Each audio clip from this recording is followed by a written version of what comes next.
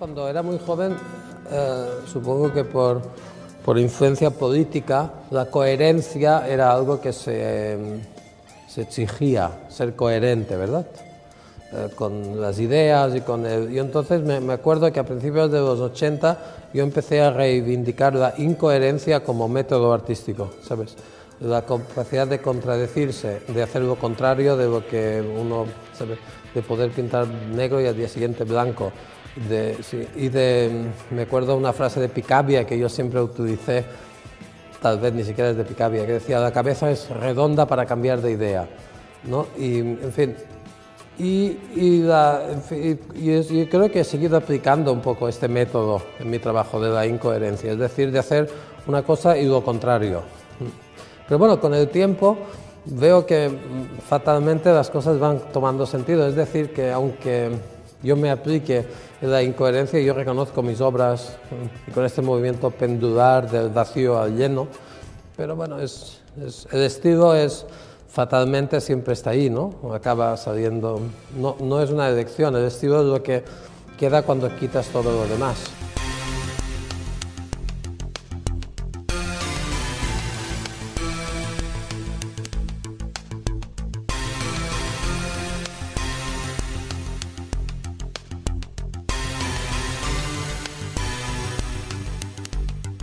Hace poco hubo un artículo estupendo en España de un gran escritor que se llama Sánchez Ferudosio, que hablaba de toros y decía: yo no soy contrario a los toros por el sufrimiento del toro, ni porque a mí me resulta repelente, porque me da vergüenza el torero, decía, por este hombre vestido de dulcecitas, ¿no? Y el desplante, esa cosa tan teatral del desplante, ¿no? Es decir, él hablaba me parece muy justo. Entonces, yo lo representaba como dos pequeños insectos en mitad de un gran magma, que es un poco como dos actores, como Hamlet en un teatro vacío,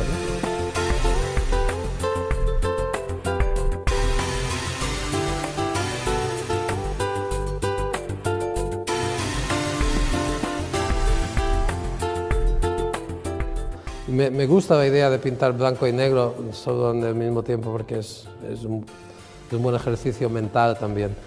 Los cuadros blancos están pintados como ya en los años 80 pinté unos cuadros del desierto blancos, que eran capas, y cada capa añadía, empezaba como si fuera por un grano de arroz o un pequeño accidente de pintura, y cada capa se iba volviendo mayor como una duna, el mismo procedimiento con el que se forman las dunas en el desierto, ¿no? Que es a partir de una pequeña piedra se forma una montaña, pues era un poco el mismo, es decir, había como una fenomenología de la pintura que era paralela a la fenomenología de la arena en el desierto.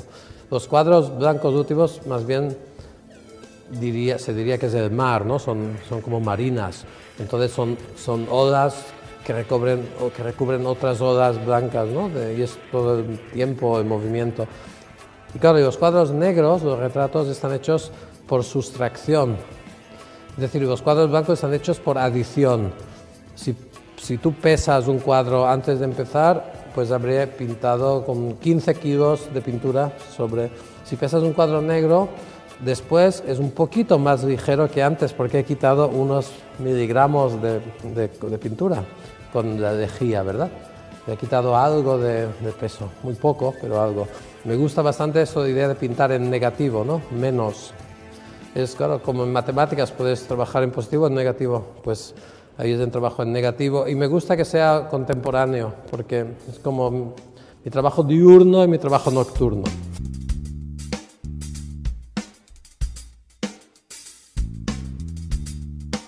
El retrato es una experiencia muy fuerte ¿sabes? Siempre pinto mi modelo frente a mí y nunca pinto con fotos, siempre pinto el modelo muy cerca. Y es como espectrografía, porque pinto algo que no se ve. Es decir, la lejía es agua, entonces solo lo vemos al día siguiente. Entonces es fascinante para el modelo y para mí, porque no sabemos qué va a suceder. Al día siguiente vemos si se parece o no. Entonces esto me resulta todavía muy interesante que el retrato sea esta experiencia tan personal con el modelo, ¿verdad? Que es algo propio de la pintura.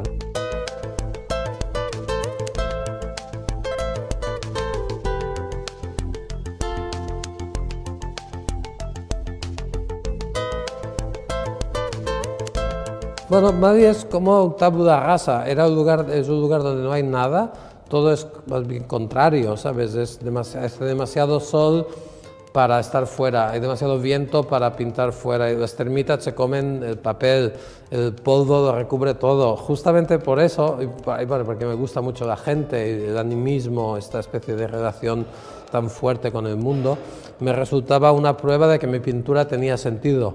Es decir, en Nueva York o en París es muy fácil hacer un cuadro y exponerlo. Entonces, en África para mí era el lugar donde probaba que mis obras tenían sentido o no. ¿Sabes? Tenían que ser lo suficientemente fuertes para existir en un lugar tan fuerte como ese.